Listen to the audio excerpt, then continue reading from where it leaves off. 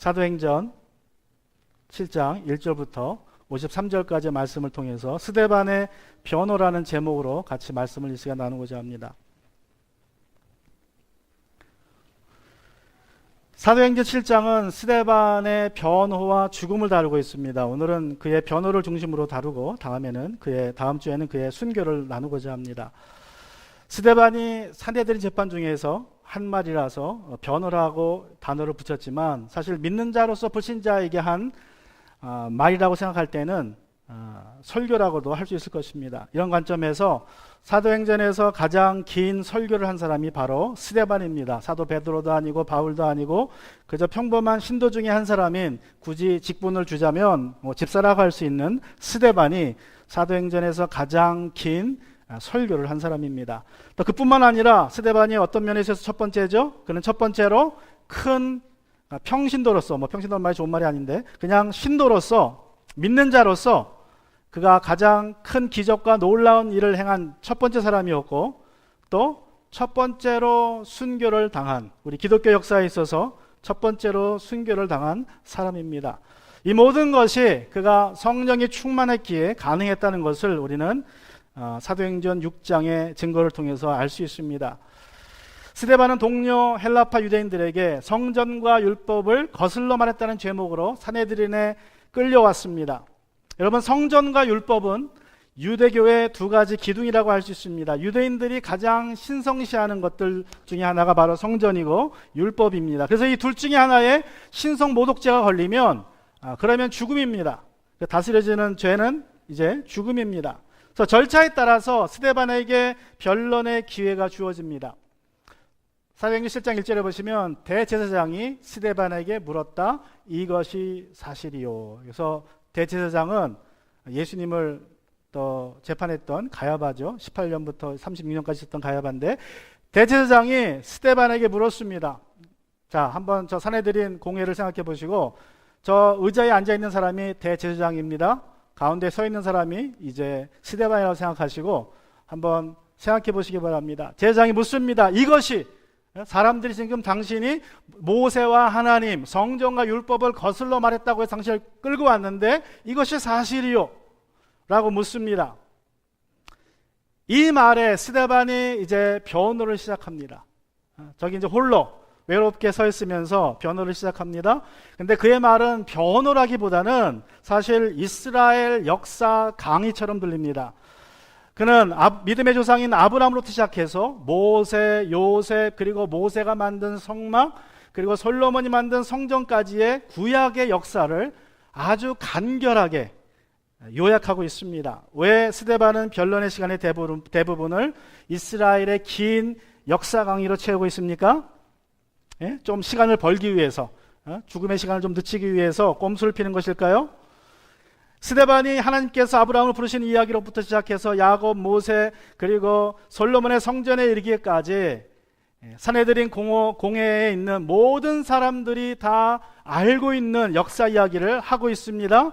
사람들이 자신들이 알고 있는 이야기를 하니까 집중적으로 듣고 있습니다. 자기들의 이야기를 하고 있고 구약의 이야기를 하니까. 그런데 약 30분 정도 지나서 스데반의 말을 듣다가 마침내 귀를 막고 옷을 찢으며 스데반에게 달려들어가서 저 산헤드린에서 끌고 나옵니다. 이 산헤드린의 위치가 어디냐면 요게 성전이에요. 성전. 요게 지성소고, 요게 성전 본당이고 여인의 뜰이고, 요게 유대인의 뜰인데, 요 유대인의 뜰의 구퉁이에 이 건물이 있어요. 요 구퉁이에. 그래서 여기서 끌어냅니다. 끌어내서 성전 밖으로 나가고 이제 예루살렘 밖으로 바로 끌고 나갑니다. 도시 성 밖으로. 그리고 이제 돌로 그를 쳐 죽이려고 합니다. 왜냐하면 스데반이 이스라엘 역사 강의를 근거해서 그들의 잘못을 지적했기 때문입니다. 여러분, 스데반은 자신을 변호하려고 하지 않았습니다. 또 기독교를 변호하려고도 하지 않았습니다. 대신 스데반은 이스라엘 유대인들의 잘못된 성경 이해를 공격합니다. 그가 구약 성경을 요약하면서 하려고 했던 말은 바로 이런 말입니다. 나도 유대인이다. 나도 비록 헬라파 유대인이지만 나도 유대인이고 나도 너희들처럼 성경을 잘 안다. 그래서 성경 이야기를 하는 거예요. 나도 유대교를 잘 안다. 그러나 당신들은 두 가지 잘못을 지금 하고 있다. 두 가지 잘못. 자, 스데반은 유대교에 어떤 오류를 지적하고 있습니까? 첫 번째는요, 하나님의 거처를 성전에 제한한 오류를 그가 지적하고 있는 것입니다. 지난주에도 제가 말씀드렸지만, 여러분, 스데반은 유대인들이 하나님을 성전에만 머물게 하는 오류를 범했습니다. 이때의 성전은 헤롯이 지은 성전입니다. 제2성전이라고도 합니다. 좀 더 정확하게 말하자면 헤롯이 다 지은 것은 아니고 이미 있던 성전을 개축한 거예요. 좀 더 멋있게 크게 확장 공사한 것입니다. 그런데 인간의 눈으로 볼 때는 그 당시에 가장 아름다웠던 그런 건물이었습니다. 여러분 보시는 것처럼 이게 옛날 고대의 이스라엘을 상상해서 만든 그린 그림인데, 여러분 이게 다 예루살렘 예루살렘입니다. 근데 요것이 성전 컴플렉스라 그래서 성전 건물입니다. 이게 예루살렘 도시의 약 4분의 1에서 5분의 1을 차지하는 규모예요. 엄청 크죠? 옛날 고대 도시 사이즈로. 자, 요게 이제 성전 본체입니다. 본체. 여기 여인의 뜰이 있고 이방인 유대인 남자의 뜰이 있고, 여기는 성전 본체로서 제장하고 그 안에 지성소가 있습니다. 여기가 기드론이에요. 여기가 기드론 고개고, 그래서 이제 다리를 놓은 겁니다. 다리를 이걸 지나가기 위해서. 이쪽도 이게 층계가 있는 거예요. 이 계곡이기 때문에 층계를 놓아서 저 계곡 위쪽에 있는 그 다윗의 아마 성체 쪽하고 연결을 한 것이라고 제가 이해하고 있는데, 여러분 저 성전의 크기, 이 성전 컴플렉스의 크기가 아메리칸 풋볼의 10배 크기입니다. 아메리칸 풋볼장이 10배 크기고, 그리고 이 성전 본체에 이게 이제 성전 본체인데, 여기가 여인의 뜰이고 여기가 남자들이 들어가고 여기까지 제장이 들어가는데, 이게 아메리칸 풋볼 사이즈예요. 이게 성전 헤롯 템플의 본체의 사이즈입니다. 3배에서 4배가 커요. 이 건물 자체가. 요거는 이제 솔로몬이 지은 첫 번째 성전인데 규모가 훨씬 크죠. 보시는 것처럼 요거 금색은 금으로 입혀진 그 곳이라는 것을 우리가 짐작할 수 있습니다. 비록 에돔인, 이 헤롯 왕은 에돔입니다. 에서의 후예입니다. 그래서 반쪽 유대인인데, 이 헤롯 왕이 지었지만 너무나 멋있게 재건축을 해서 유대인들이 자부심을 가졌던 그런 건물입니다. 저게 대리석으로 되어 있고 금으로 장식되어 있어요. 그러니까 얼마나 엄청나게 크고, 저 본 성전이 9층 건물 높이라 그래요. 9층 건물. 아주 멋있는 건물입니다. 그래서 성전에 대한 자부심이 대단했습니다. 그런데 문제는 이 성전에만 하나님이 계신다라고 그들이 믿기 시작한 것입니다. 하나님은 성전에만 계시는 분, 다시 말하면 성전을 우상화했다는 것입니다. 이 성전의 우상화에 대해서 이제 두 가지로 반론을 지적합니다. 성경 구약 이야기를 하면서, 첫 번째는 하나님은 거룩한 땅인 팔레스틴 밖에서 믿음의 조상들인 아브라함과 요셉과 12족장들을 만나주셨다. 믿음의 조상들을 만나주셨다고 지적합니다. 자, 하나님께서 아브라함을 어디서 만나셨습니까? 처음에 아브라함 만난 곳은 메소포타미아입니다. 지금의 이라크 지역이에요. 2절에서 스데반이 이것을 지적하죠. 부형 여러분, 내 말을 들어보십시오. 우리 조상 아브라함이, 믿음의 조상 아브라함이 하란에 거주하기도 전에 아직 메소포타미아에 있을 때에 영광의 하나님께서 그에게 나타나셔서 말씀하시기를, 영광의 하나님은 성전에만 있는 것이 아니라 아브라함 만났을 때 이미 메소포타미아에서 만나주셨다. 또 하나님은 요셉과 어디에서 동행하셨습니까? 하나님 동행하신 것은 9절 10절 보시면, 그런데 그 족장들은 요셉을 시기하여 이집트에 팔아넘겼습니다. 자, 이집트에서, 그러나 하나님께서 그와 함께 하셔서 모든 환난에서 그를 건져내시고 그에게 은총과 지혜를 주셔서 이집트의 바로 왕에게 총애를 받게 하셨습니다. 바로는 그를 총리로 세워서 이집트와 자기 온 집을 다스리게 하였습니다. 자, 흥미로운 사실은 여러분, 하나님이 요셉에게는 꿈으로만 말씀하십니다. 자, 하나님은 아브라함과 야곱에게는 직접 말씀하세요. 나타나셔서. 근데 흥미롭게 요셉에게만 꿈으로만 말씀하세요. 꿈으로만. 한 번도 직접 나타나지 않았습니다. 그냥 꿈으로만 말씀하시고 꿈으로만 보여주셨어요. 근데 그럼에도 불구하고 놀랍게도 사람들은 주님이 요셉과 함께 있다는 사실을 보았습니다. 자신의 입으로 말한 적이 없는데 사람들이 보았어요.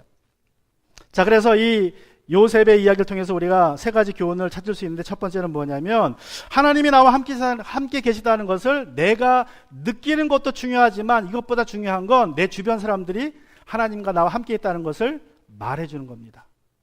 그러니까 내가 말하는 건 별로 중요하지 않아요. 내가 하나님을 느끼는 건 별로 중요하지 않습니다. 중요한 건 내 주변 사람들이, 특별히 불신자들이 하나님이 나와 함께 있다고 말하는 것이 진짜 신앙이라는 거예요. 그게.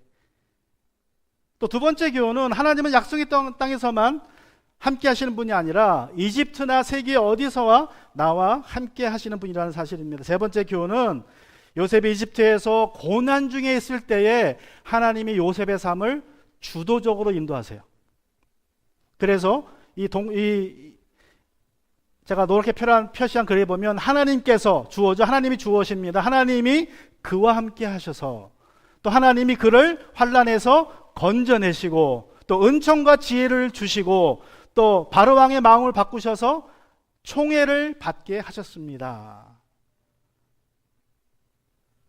자, 여러분, 싸움을 잘하는 사람은 몇 사람을 팬다 그럽니까? 옛날에 주유소 특사관이라는 유명한 영화에 보면 싸움을 잘하는 사람은 한 사람만 팬다 그러죠. 한 사람만 죽도록 패면 그러면 이제 싸움의 짱이 됩니다. 우리 믿음에 있어서도 비슷한 원리가 작동합니다. 우리는 한 사람한테만 잘 보이면 돼요. 누굽니까? 하나님이 나와 함께 했으면 게임은 끝이에요. 사장이 나와 함께 있는 것도 중요하지만 하나님이 나와 함께 하느냐 안 하느냐가 제일 중요합니다. 그런데 더 중요한 것은 그것을 내 주변에 있는 사람이 알고 있느냐, 볼 수 있느냐가 중요한 거예요. 그렇게 말해주느냐, 정말 당신을 보니까 하나님이 당신과 함께 있습니다라고 말해주느냐가 중요한 것입니다. 또 하나님은 모세를 어디서 부르셨습니까? 우리가 다 잘 아는 이야기지만 37절 33절까지 보시면 30년 지난 뒤에 천사가 시내산 광야에서 가시떨기 불숲길 속에서 모세에게 나타났습니다. 그리고 31절, 모세가 이 광경을 보고 기이하게 여겨 자세히 보려고 가는데 주님의 음성이 들렸습니다. 나는 내 조상들의 하나님, 곧 아브라함의 하나님, 이삭의 하나님, 야곱의 하나님이다. 모세는 두려워서 감히 바라보지 못하였습니다. 그때에 주님께서 모세에게 말씀하셨습니다. 내 신발을 벗어라. 내가 서 있는 곳은 거룩한 땅이다. 자, 하나님은 모세에게 내가 서 있는 곳이 거룩하다고 말씀하세요. 성전이 거룩하다고 하지 않으십니다. 내가 서 있는 것이 거룩하다. 왜 그래요? 거기에 하나님이 계시기 때문에 그것이 거룩한 곳이라는 것입니다. 여러분, 성전이 거룩한 것이 아니라, 이 교회가 거룩한 것이 아니라 하나님이 계시는 곳이 거룩합니다. 하나님이 나에게 말씀하시는 곳이 거룩한 곳이에요. 오늘 찬양한 것처럼 내 주에서 계신 곳이 그 어디나 하늘나라인 것처럼 우리 주 하나님이 나에게 말씀하시는 곳은 그 어디나 거룩한 곳이라는 것을 여러분 기억하시기 바랍니다. 여러분, 교회가 거룩합니까? 문제는 교회는 거룩합니다. 그런데 교회만 거룩하다 그러면 문제가 되는 거예요. 교회는 거룩해요. 왜 그래요? 여러분이, 우리 믿는 자들이 있기 때문에 교회가 거룩합니다. 그러나 여러분이 집에 가면 여러분의 집도 거룩해지고, 여러분이 직장에 가면 직장도 거룩해지고, 여러분이 가는 곳은 다 거룩해집니다. 왜 그래요? 성령이 여러분과 함께 가시기 때문에 그렇습니다. 성령이, 거룩한 영이 우리 안에 계시기 때문에 그래요. 여러분, 구약시대에는 하나님이 계신 곳만 거룩했어요. 그런데 성령시대에는 그리스도인이 있는 곳이 거룩해집니다. 그게 우리들의 책임이에요. 우리가 절대로 잊지 말아야 될 것, 내가 있는 곳, 내가 그리스도인이라면 내가 있는 곳은, 그곳은 어느 곳이거나 거룩한 곳이 된다는 사실을 우리가 잊지 말아야 합니다. 스데반이 이스라엘 역사를 통해서 첫 번째로 지적한 것은 성전에만, 팔레스타인에만 하나님이 계신 것이 아니라 하나님은 어디나 계신다는 것입니다. 여러분이 성지순례 가면 하나님과도 가까워질 것 같고, 여러분 더 거룩해질 것이라고 생각하십니까? 만약에 그렇다면 우리는 유대인들의 오류를 범하고 있는 것입니다. 물론 예수님이 밟았던 땅을 내가 밟으면 그 감동은 있습니다. 그건 부인할 수 없어요. 예수님이 계셨던 곳에 내가 있으면, 예수님이 침례받은 곳에 내가 있으면, 예수님이 계셨다라는 그런 감동은 올 수 있어요. 그러나 내가 더 거룩해지는 것은 아닙니다. 그건 구분하셔야 돼요. 내가 저 홀리랜드에 갔더니 더 거룩해지는 것 같다 그러면 그것은 성경을 유대인들처럼 크게 오해하는 것입니다. 그러나 또 반대로 성령이 내 안에 계시니까 내가 어디 있든지 간에 상관없다. 나는 거룩하고 내가 예배 드려도 상관없다. 어디서 예배드려도 상관없다라고 생각해도 또 이것도 문제, 또 다른 극단입니다. 두 가지 극단이에요. 성전만 거룩하다. 성전만, 교회만 가서 예배드려야 된다. 또 반대 극단은 성령이 내 안에 계시니까 내가 있는 곳은 다 거룩하다. 그러니까 내가 어디서 예배드려도 상관없다. 이거는 두 가지 잘못된 극단입니다. 여러분, 우리가 북한이나 이슬람처럼 교회가 없는 곳에서, 핍박받는 곳에서 홀로 집에서 예배드릴 수 있습니다. 가정들이 모여서 예배드릴 수 있지만, 그렇지 않은 상황 속에서는 교회가 있는데, 온전히 주님을 섬기는 교회가 있는데 그런 교회에 조인하지 못하는 것은 또 다른 극단으로 치닫는 것입니다. 히브리서 10장 25절에 보면 뭐라고 말씀하십니까? 어떤 사람들 습관처럼 우리는 모이기를 그만하지 말고, 너도 성령이냐 나도 성령이 있다, 내가 예배드리면 된다, 그렇게 하지 말고 서로 격려하여 그날이 가까운 것을 볼수록 더욱 힘써 모이자고 말씀하고 있습니다. 또 어떤 분은 그래서 이렇게 얘기를 해요. 교회에서 기도하지 않으면 기도하는 것 같지가 않다, 기도가 안 나온다. 여러분, 이것도 잘못된 극단입니다. 교회는 장소가 아니라 믿는 자들의 모임입니다. 두세 사람이 내 이름으로 모이는 곳에 나도 그들과 함께 있다고 약속하셨지, 교회에 함께 있다고 약속하신 것은 아닙니다. 믿음의 식구들이 가정에서 모여 기도하면 거기에 주님이 계십니다. 거기에서 우리의 기도를 듣고 응답하세요. 물론 기회 있을 때마다 교회 나와서 함께 기도하는 것도 중요합니다. 여러분, 하나님은 어디나 계십니다. 하나님이 계시는 곳, 하나님이 말씀하시는 곳이 바로 거룩한 곳임을 여러분 잊지 마시기 바랍니다.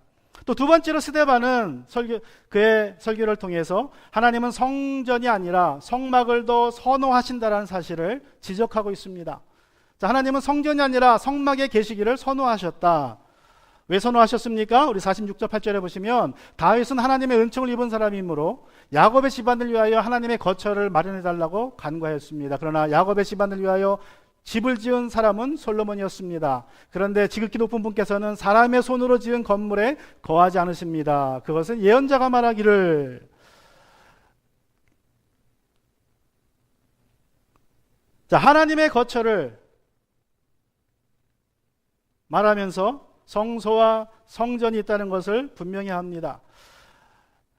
여러분, 우리가 기억해야 될 것은 히브리서 9장에 보면 모세가 성막을 지을 때에 그 성막을 어떻게 지었다고 얘기합니까? 무엇을 보고? 하나님이 보여주신 그 성막을 보고 지었는데, 그 성막이 어디 있는 성막이에요? 성막의 오리지널은 하늘에 있습니다. 그래서 하늘에 있는 성막을 보고 모세가 성막을 땅에서 지은 거예요. 그러니까 성전을 보고 지은 게 아닙니다. 성막을 보고 지은 거예요. 그래서 히브리서 9장의 말씀에 보면 장막이라는 표현을 썼지 성전이라는 표현을 쓰지 않습니다. 자, 왜 하나님은 장막을 더 선호하십니까? 하나님은 움직이고 계시는 분이기 때문에. 하나님은 돌아다니기를 좋아하세요. 여러분, 우상의 특징이 뭡니까? 우상들의 특징은 뭐예요? 우상, 부처의 그 상처럼 우상들의 특징은 뭐예요? 우상들의 특징은 한 곳에 있다는 것이에요. 한 곳에 묶여 있습니다. 심지어는 우상이 바람에 못 넘어가게 못 지내놓죠? 그죠? 그래서 우상은 어디 가질 못해요. 한 곳에 묶여 있습니다. 그런데 하나님은 우리와 함께 동행하시는 분이에요. 우리와 앞서가시기도 하고, 때로는 우리의 뒤에서 우리를 후원하시기도 하고, 그러나 많은 경우에는 우리와 동행하면서 움직이를 원하시는 분이 바로 하나님입니다. 그래서 하나님이 성전보다, 움직이지 못한 성전보다 성막을 더 좋아하세요. 왜냐하면 나는 너와 동행하기 원한다. 그런 뜻이 있기 때문에 그렇습니다. 자, 그런데 솔로몬이 성전을 지었습니다. 49절에서 이제 스데반이 말씀합니다. 이 말씀은 이사야 66장 1절과 2절을 인용하신 말씀이에요. 주님께서 말씀하신다. 하늘은 나의 보좌여 땅은 나의 발판이다. 너희가 나를 위하여 어떤 집을 지어주겠으며 내가 쉴 만한 곳이 어디냐. 자, 이 말씀에 근거해서 48절에서 스데반은 성전에 대해서 이렇게 말씀합니다. 그런데 지극히 높은 분께서는 사람의 손으로 지은 건물 안에 계시지 않습니다. 자, 스데반이 이렇게 30분 동안 구약 성경을 요약하면서, 자, 이 말을 할 때까지만 하니라도 이제 이 유대인들은 스데반이 무슨 말을 하는지 잘 몰랐어요. 그냥 듣고만 있었습니다. 그러다가 마침내 이제 스데반이 그들의 두 번째 오류를 아주 직접적으로 지적하기 시작합니다. 스데반이 지적한 두 번째 유대인들의 오류는 모세의 율법은 받았으나 그들이 지키지는 않았다는 것이죠. 지키지는 않았다. 율법은 받았는데 지키지는 않았다. 그러므로 내가 모세의 율법에 대해서 내가 모독했다는 것은 잘못된 거다. 오히려 내가 지키고 있는 거다라고 말하는 것입니다. 38절부터 41절에 보시면 이 사람은 이스라엘 광야에서 광야의 회중으로 모였을 때 시내산에서 그에게 말하는 천사와 우리 조상들 사이에 중재가 되어서 산 말씀을 받아서 우리에게 전해준 사람입니다. 그러나 모세가 율법을 받았는데 39절 그러나 우리 조상들은 그의 말을 들으려고 하지 않았고 그를 제쳐놓고서 이집트로 돌아가고 싶어 하였습니다. 그래서 그들은 아론에게 말하였습니다. 우리를 인도할 신을 우리에게 만들어 주십시오. 이집트 땅에서 우리를 이끌어내온 그 모세가 어떻게 되었는지 우리는 도무지 모르겠습니다. 그때 그들은 송아지를 만들어 놓고서 그 우상에게 희생 제물을 바치고 자기들 손으로 만든 것을 두고 즐거워하였다. 여러분, 모세가 시내산에서 십계명을 받고 있는 동안에 그 산 밑에서는 어떤 일이 벌어져요? 유대 사람들이 금송아지를 만들고 거기다가 제물을 드리고 그 앞에서 즐겁게 뜀뛰며 놀고 있습니다. 예배드리고 있습니다. 십계명의 우상을 섬기지 말라 그랬는데 그 말씀을 법을 어기고 있는 거예요. 첫날부터. 십계명을 받는 날부터 어겼어요. 그런데 거기에 멈추지 않습니다. 42, 33절 보시면 또 뭐라 그래요? 그래서 하나님께서는 그들에게서 얼굴을 돌리시고 그들을 내버려 두셔서 하늘의 별들을 섬기게 하셨습니다. 이것은 예언자들 책에 기록된 바와 같습니다. 이스라엘 가문아, 너희가 30년 동안 40년 동안 광야에 있을 때에 희생물과 제물을 내게 바친 일이 있느냐? 너희는 몰래게 신장막과 랩한 신의 별들을 받들었다. 그것들은 너희가 경배하려고 만든 형상들이 아니냐? 그러므로 나는 너희를 바벨론 저쪽으로 옮겨버리겠다. 또 뭐 합니까? 금송아지 만들 뿐만 아니라 몰렉을 섬기기 시작했다 그랬어요. 이미 광야에서. 그리고 랩한이라는 하늘의 별을 섬기기 시작했는데 가나안 땅에 들어온 후에도 계속해서 섬겼습니다. 그래서 하나님이 예언자를 보내십니다. 돌아와라. 우상을 다 제해버리고 마음의 할례를 하고 나에게 돌아오라고 예언자들을 보내는데 예언자들을 볼 때마다 유대인들이 죽여버렸습니다. 핍박을 했습니다. 52절 3절에 보시면 당신들의 조상들이 박해하지 않은 예언자가 한 사람이라도 있습니까? 한번 말해보십시오. 얘기하는 거죠. 그들은 의인들이 올 곳을 예언한 사람들을 죽였고 이제 당신들은 그 의인을, 여기서 예수님을 말합니다. 그 의인을 배반하고 죽였습니다. 당신들은 천사들이 전하여준 율법을 받기만 하고 지키지는 않았습니다. 모세가 죽기 전에 얘기했습니다. 나와 같은 선지자를 하나님이 보내실 거다. 그 나와 같은 선지자인 예수님, 그 의인을 유대인들은 어떻게 했습니까? 잡아 죽였다는 것입니다. 그런데 예수님뿐만 아니라 많은 예언자들도 그들은 잡아 죽였습니다. 너희 조상과 같지 않다. 너희들도 율법은 받았지만 율법을 받은 날부터 지키지 않고 있다라고 이제 스데반이 직접적으로 그들을 정죄하는 것입니다.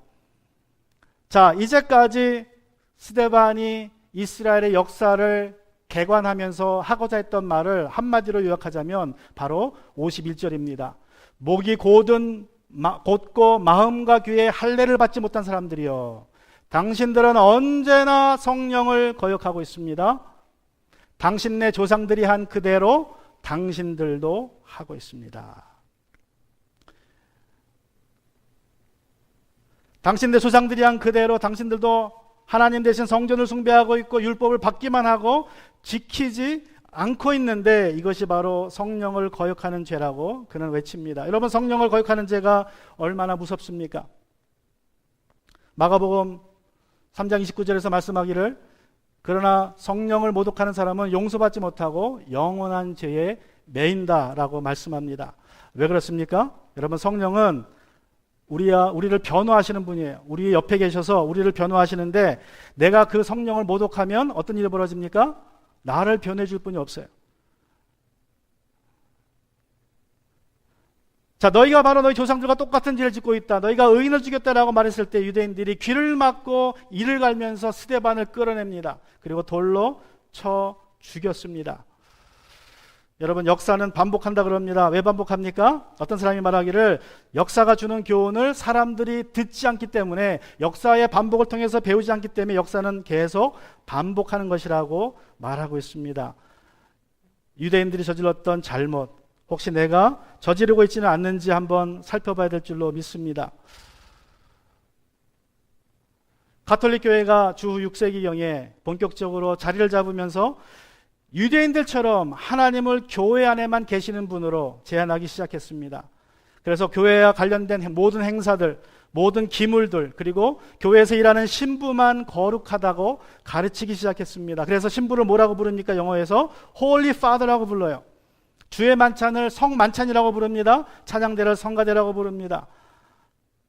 그러나 중요한 것은 하나님 앞에 이러한 구분이 없다는 것입니다. 심지어는 가톨릭 교회는 신자들에게 성경을 뺏어서 성경을 읽지 못하게 했습니다.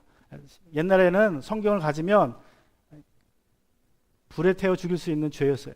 성경을 아무나 갖지 못하고 오늘 오직 신부만 갖고 읽었습니다. 여러분, 중요한 것은 이러한 구분들, 심지어 우리 성도들을 평신도라고 부르는 것도 캐톨릭 신부를 거룩하다 강조하기 위해서 만든 표현입니다. 우리는 하나님 앞에서 성령 받은 사람은 다 거룩한 성도인 줄로 믿습니다. 우리는 다 하나님의 일꾼들입니다. 유대교가 할례를 받고 율법을 지키면 구원받는다고 가르친 것처럼 가톨릭 교회도 교회에서 드려지는 예배만 잘 드려지면, 또 착한 일을 좀 하면 구원받는다고 가르칩니다. 16세기에 들어서 종교개혁이 있고 믿음으로 구원받는다는 구원론이 회복되었지만, 아쉽게도 우리